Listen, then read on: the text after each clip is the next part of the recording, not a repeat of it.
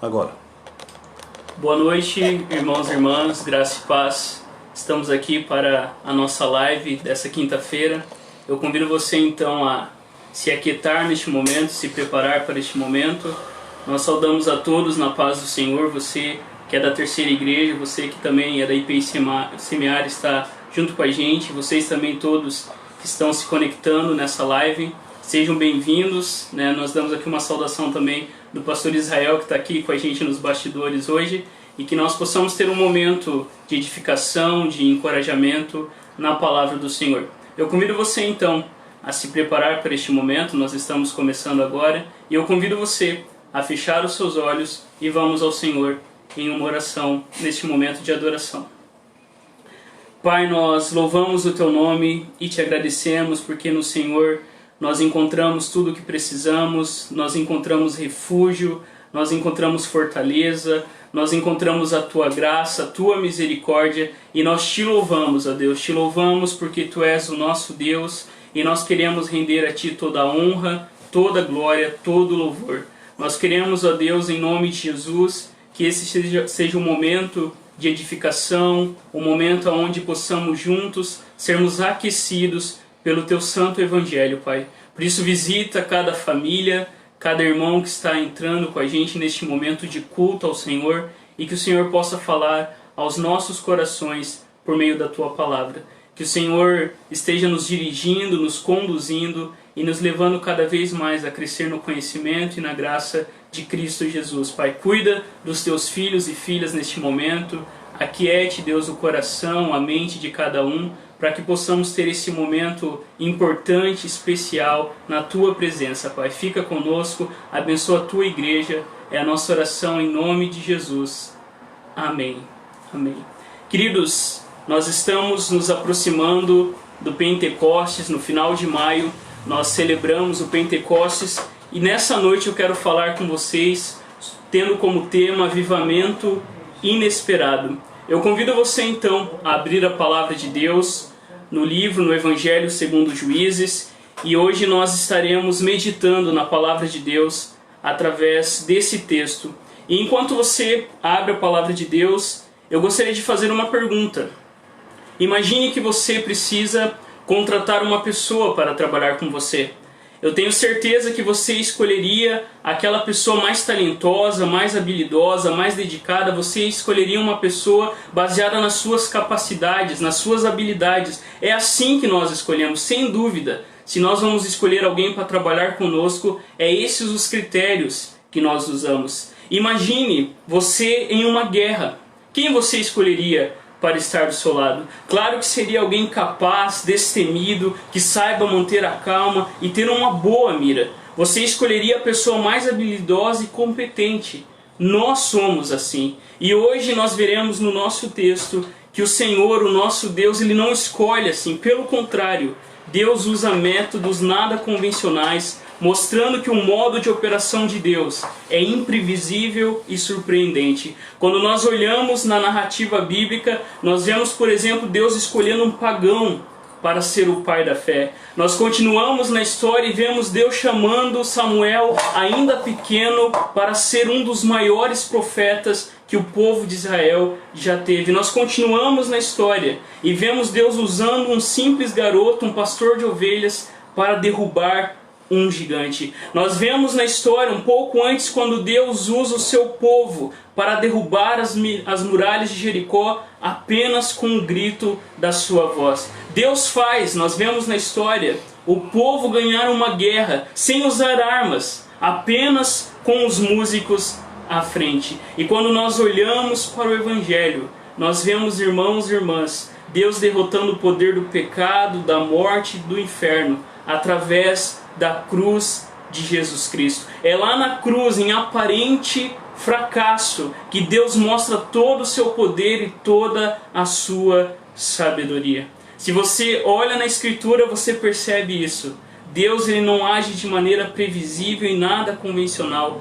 Pelo contrário, Deus, ele mostra que aonde nós não temos força, aonde nós não temos capacidade, é Ele que age através de nós. Porque nós lemos na palavra de Deus que Deus escolhe as coisas loucas deste mundo para confundir as sábias. Deus escolhe as coisas fracas para confundir as fortes. E Deus escolheu, irmãos e irmãs, as coisas vis deste mundo, as desprezíveis, as que não são, para aniquilar as que são, para que nenhuma carne se glorie perante o Senhor. Hoje o nosso texto falará sobre 3 personagens, os 3 primeiros juízes de Israel, Otoniel, Eude e Sangar. E nós veremos na vida desses homens um Deus que age por meio do seu Espírito Santo. Nós veremos a primeira verdade, que Deus, irmãos, traz avivamento sobre a sua igreja, enchendo as pessoas com o seu Espírito.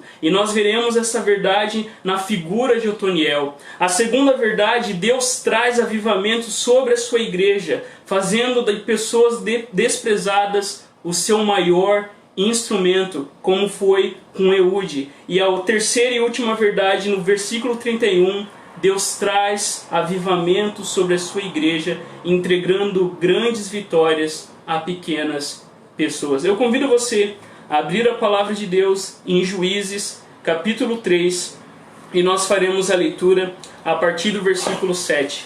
Nós faremos a leitura do versículo 7 até o versículo 11, mas iremos caminhar até o versículo 31.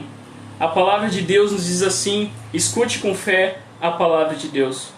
Os israelitas fizeram o que era mal aos olhos do Senhor, esqueceram-se do Senhor seu Deus e serviram às imagens de Baal e aos postes de Aserá.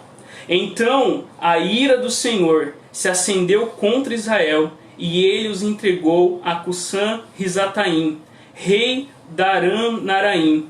E os israelitas serviram a esse rei durante 8 anos. Mas quando os israelitas pediram socorro ao Senhor, ele levantou um libertador para salvá-los. Chamava-se Otoniel, filho de Kenaz, irmão mais novo de Caleb. O Espírito do Senhor veio sobre Otoniel, e ele se tornou juiz de Israel. Otoniel guerreou contra Cusã-Risataim, rei de Aram, e o derrotou, pois o Senhor o entregou em suas mãos. Houve paz na terra durante 40 anos, até a morte de Otoniel, filho de Kenaz. Eu convido você, nesse momento, mais uma vez, a fechar os seus olhos e vamos ao Senhor em oração. Pai, a Tua palavra foi lida.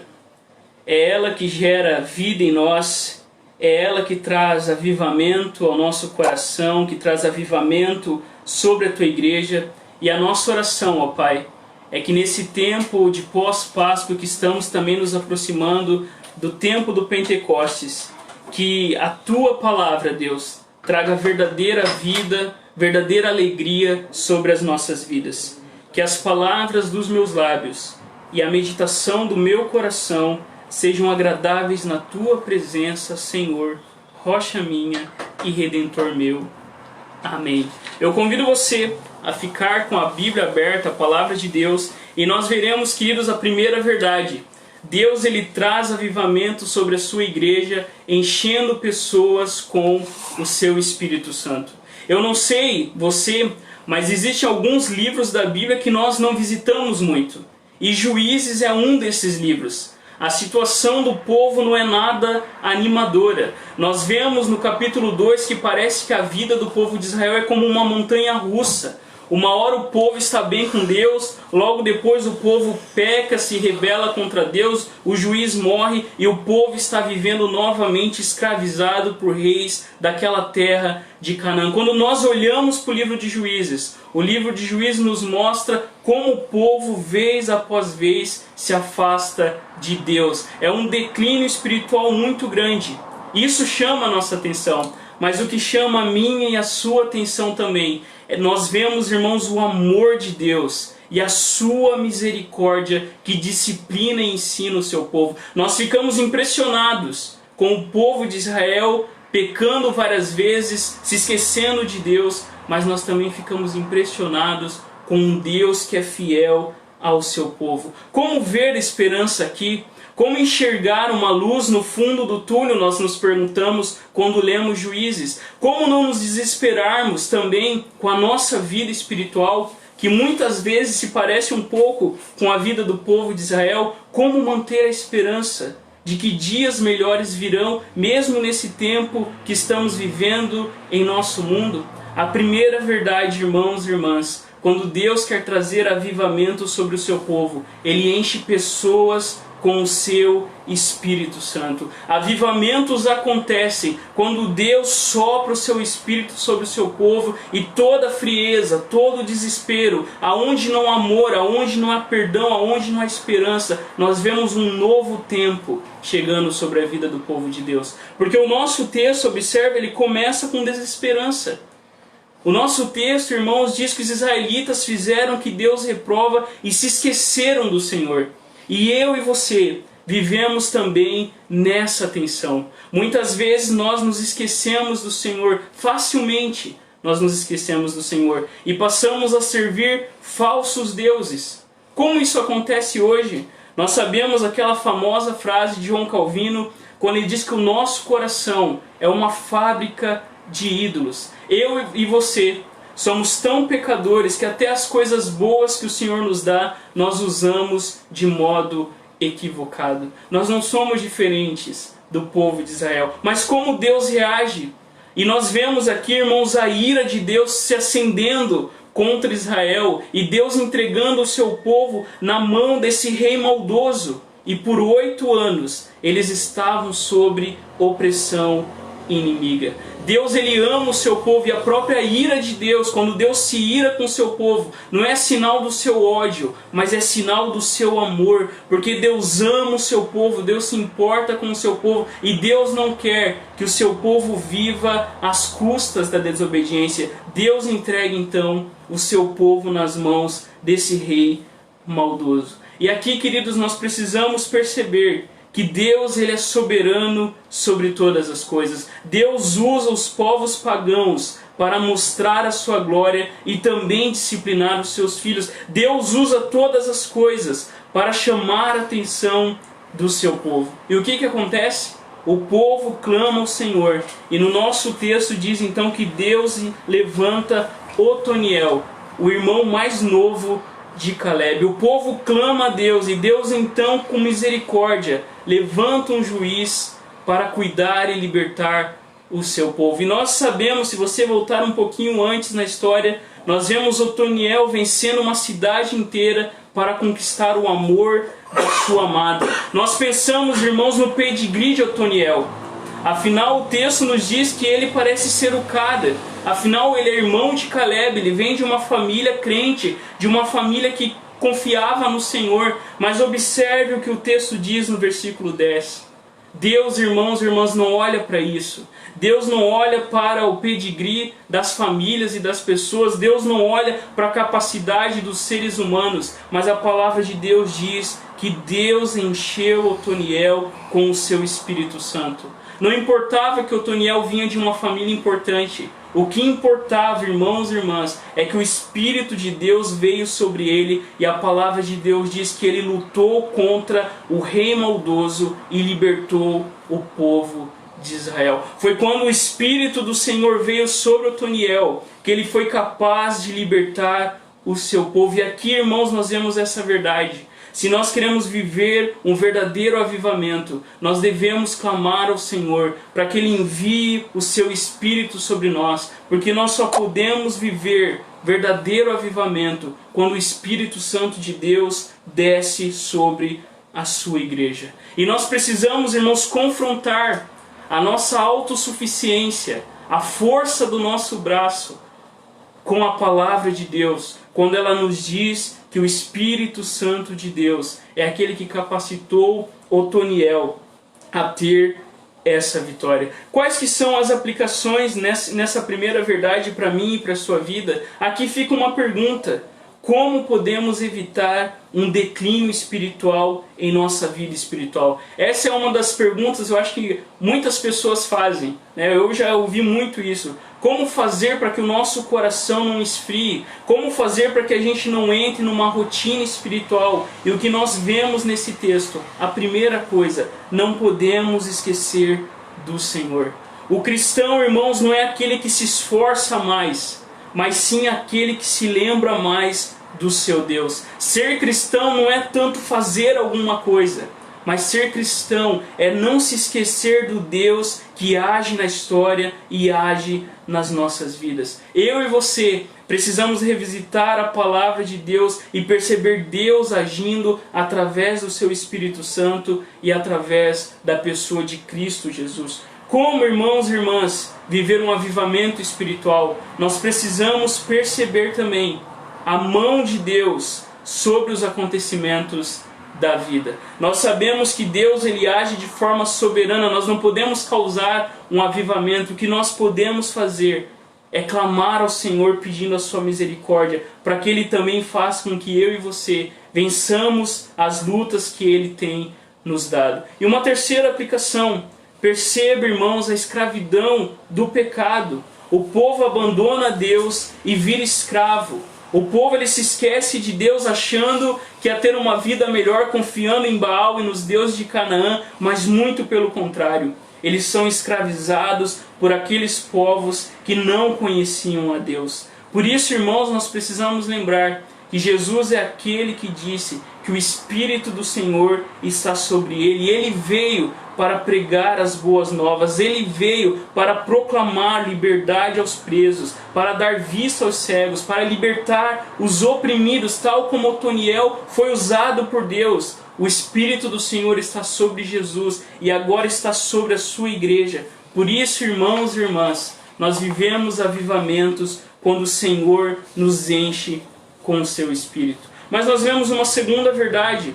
Observe entre os versículos 12 e 30, nós não leremos o texto, mas nós queremos pontuar um pouco a história de Eude. Nós vemos, irmãos, que nesse trecho o povo novamente se esquece do Senhor. No finalzinho do 12 nos diz ali que os israelitas fizeram de novo o que era mal aos olhos do Senhor depois da morte de Otoniel. E o que o povo faz? O povo clama ao Senhor e Deus novamente envia um libertador.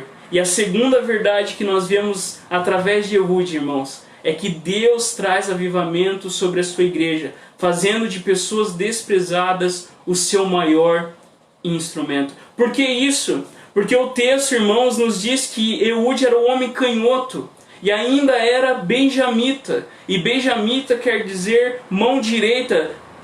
O Eude tinha nascido na família errada. E além dele não ter força com o braço direito, todo mundo olhava para ele e o desprezava, porque Eude era inútil, ele não tinha força no seu braço. Ser canhoto era como se ele tivesse alguma deficiência. Ele não tinha poder para a guerra, ele não tinha poder para nada, e ainda ele era benjamita. É ou não é uma coisa estranha quando nós olhamos para Eude? Mas quando nós vemos, irmãos e irmãs, é esse homem desprezado, esse homem que era canhoto, esse homem como um patinho feio na sua família, esse homem que todo mundo olhava e desprezava porque ele não tinha força no seu braço, é esse homem que Deus vai fazer o seu maior instrumento. Observe no texto, nós vemos no versículo 16 que Eude ele traça um plano. Ele visita o palácio do rei Eglon e ele vai, irmãos, ele leva um punhal de cerca de 40 centímetros. E Eude ele tinha um plano para libertar o seu povo. E nós vemos, eu peço para você dar uma olhada no texto, entre os versículos 20 e 23, nós vemos Eude em ação. E quando Eude chega para o rei e diz: olha, rei, eu tenho um recado para o Senhor. O rei olha para ele e o próprio rei despreza Eude, achando que Eude não seria nenhum mal, não faria nenhum mal para esse rei. E quando eles ficam sozinhos, irmãos e irmãs, nós vemos o plano de Eude sendo colocado em ação. Deus usa esse homem para matar esse rei. E a palavra de Deus diz que Eude então mata esse rei para libertar o seu povo e convoca o povo para a guerra. É muito interessante, porque no versículo 30 nos diz que Eude ele passa pelos ídolos de pedra. E aqui, irmãos e irmãs, é um sinal para nós. Os deuses desses povos que escravizavam o povo de Israel não podiam fazer nada, não podiam impedir a ação de Deus, e Deus dá vitória ao seu povo através de um homem canhoto que aparentemente ninguém dava valor. O povo se levanta e luta contra o rei Eglon e contra o seu exército, e o povo então sai vitorioso. O que nós vemos aqui? Queridos, Deus usa alguém que era desprezado, alguém que ninguém botava fé. Quando Deus quer trazer avivamento sobre a sua igreja, Deus usa os desprezados, Deus usa os incapazes, Deus usa os fracos, para que o poder seja dele e não dos homens. E aqui, irmãos, nós precisamos lembrar do profeta Isaías. Quando lá no seu texto, em Isaías 53, ele nos fala sobre o servo sofredor. Isaías começa dizendo: olha, quem creu em nossa mensagem, a quem revelou o braço forte do Senhor, o meu servo cresceu em sua presença como broto verde, como raiz em terra seca. Não havia nada de belo e majestoso em sua aparência. Ele foi desprezado e rejeitado, homens de dores, que conhece o sofrimento mais profundo. Nós demos as costas para ele e desviamos o olhar. Ele foi desprezado e não nos importamos. Qual que é a semelhança de Eude com Jesus, irmãos? Jesus também foi desprezado pela sua família e por aqueles que eram seus. Lá na cruz, o texto diz que os amigos de Jesus, no Salmo 31, eles passavam de longe. Eles abandonaram Jesus, eles desprezaram Jesus. E foi através de Cristo Jesus, lá na cruz, que Deus derrotou todos os nossos inimigos. Foi lá na cruz, que é loucura para os gregos, escândalo para os judeus, que Deus mostra o seu poder. Queridos, esse é um chamado para mim e para você, não rejeitar aqueles que Deus aceita. Não pensar apenas nos nossos métodos de escolher as pessoas mais capacitadas, porque a grande verdade, Deus ele capacita todos aqueles que se dispõem a servi-los. Há uma aplicação nessa verdade. O grande missionário Hudson Taylor, ele estava recrutando jovens para a missão na China, e de repente um senhor que tinha apenas uma perna surgiu na fila. O missionário olhou para aquilo e ficou assustado: meu irmão, por que você quer ir na China com apenas uma perna?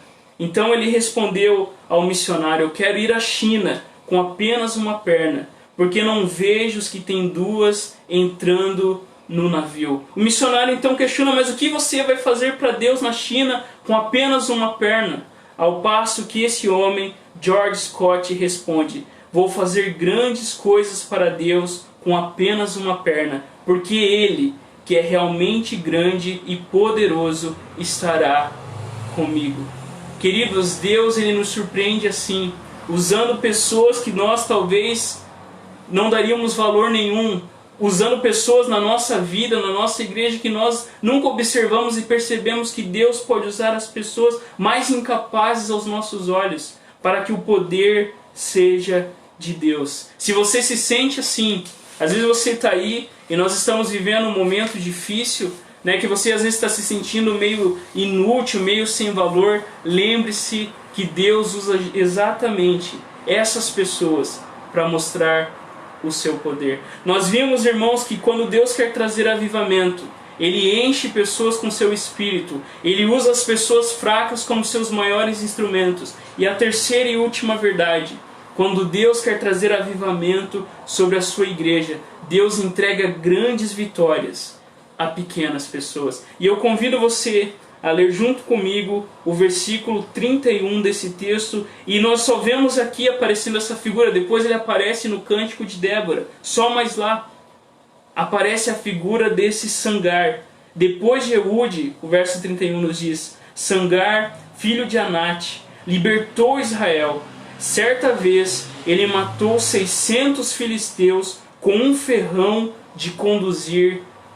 Pois, queridos, quando Deus quer mostrar o seu poder, Deus usa pessoas como Sangar. Sangar não era do povo de Deus, Sangar era alguém desconhecido. Sangar era um homem que talvez a gente pode até dizer que ele era um fazendeiro, estava lá na sua fazenda, cuidando da sua fazenda, e Deus levanta esse homem para libertar o seu povo, e apenas com um ferrão de boi ele consegue derrotar 600 filisteus. A história de Sangar, irmãos e irmãs, que aparece somente nesse trecho no Cântico de Débora, nos leva a perceber que Deus, irmãos e irmãs, usa qualquer pessoa e dá grandes vitórias a pequenas pessoas. Sangar não era alguém conhecido, não vinha de família importante. Sangar era talvez um boiadeiro, um fazendeiro que foi usado por Deus para libertar o seu povo dos filisteus. Nós vamos mais para frente, nós lembramos de Sansão também derrotando, muitas vezes sendo derrotado. Mas o que nós vemos aqui, irmãos? Essa história aponta para um Deus que age de maneira sobrenatural. Deus, ele está agindo de forma misteriosa e muitas vezes nós não enxergamos isso. Mas Deus continua ativo, mesmo em meio à pandemia. Deus continua cuidando de todas as coisas e usando pessoas para manifestar a sua glória e manifestar o seu poder. O que nós aprendemos aqui, queridos? Não tente domesticar o Senhor. Deus, ele é como um leão selvagem. Não tente colocar Deus dentro da sua visão, mas procure por meio da palavra de Deus e todas essas histórias enxergar um Deus que está ativo e agindo na história. Porque Deus pode dar grandes vitórias a pequenas pessoas. Talvez você está aí se sentindo fracassado, talvez você está se sentindo com medo. Nós temos relato de pessoas que infelizmente já foram dispensadas do seu trabalho. Mesmo em toda essa situação, a situação do povo de Israel aqui não era nada fácil. Mas mesmo assim, Deus estava levantando homens e levanta hoje homens e mulheres para conduzir o seu rebanho até que Jesus finalmente instaure o seu reino sobre o nosso mundo. Queridos, assim como Sangar arriscou a sua vida contra aqueles filisteus, o nosso Senhor e o nosso Salvador não apenas arriscou a sua vida, mas Ele deu a sua vida para que eu e você pudéssemos ter verdadeira vida. Cristo não apenas arriscou a sua vida, mas Cristo desceu do céu e se encarnou como homem. Cristo se humilhou ao se tornar criatura, para que eu e você hoje pudéssemos experimentar nova vida e um avivamento em nossos corações. Porque Jesus fez tudo isso. Nós podemos hoje, irmãos e irmãs, ter o nosso coração aquecido pela boa nova de Cristo Jesus. Eu convido você a fechar os seus olhos neste momento e olhar para essas histórias de Otoniel, de Eude, de Sangar, e perceber o poder do Espírito Santo de Deus agindo. Deus usando pessoas não porque elas vêm de alguma família, mas porque Deus dá o seu Espírito. Deus usando Eude, que era um homem desprezado pelos seus, porque era canhoto, mas é esse que Deus usa para manifestar o seu poder. E nós vemos pessoa como Sangar, uma pessoa anônima como eu e você, mas são essas pessoas, como eu e você, que Deus usa para trazer vida ao coração da sua igreja. Senhor, nós louvamos o Teu nome pela Tua palavra. Te louvamos porque a Tua palavra é o pão que nos alimenta. Te louvamos, ó Deus, porque sabemos que nós não precisamos só do pão físico, mas nós precisamos também do pão espiritual. E nós Te louvamos porque a Tua palavra, Deus, foi meditada, a Tua palavra foi explicada, ainda que de forma simples e rápida, mas nós sabemos que a Tua palavra alimenta o nosso coração.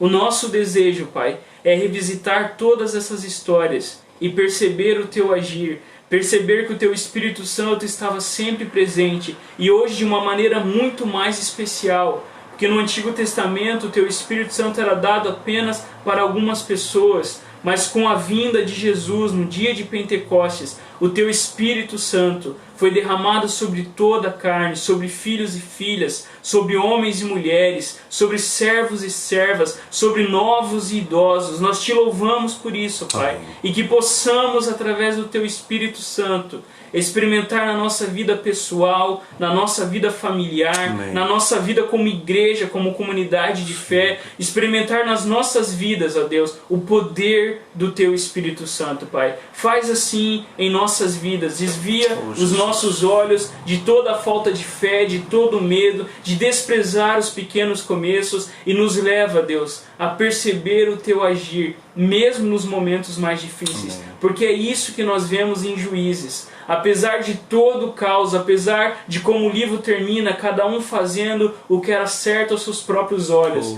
nós vemos o Senhor agindo com graça, com poder e trazendo o seu povo para perto de Ti.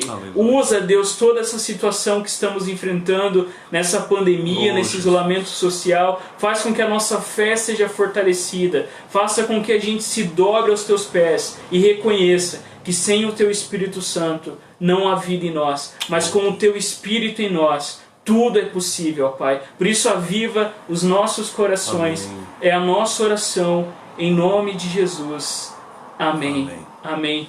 Queridos, que Deus abençoe a sua vida, que Deus abençoe a sua família, que você olhe para essas histórias em Juízes, continue vendo esse livro e você vai perceber como Deus é grandioso e que você seja então cada vez mais aquecido pelo poder de Deus. Fique na paz, que Deus te abençoe, em nome de Jesus. Amém.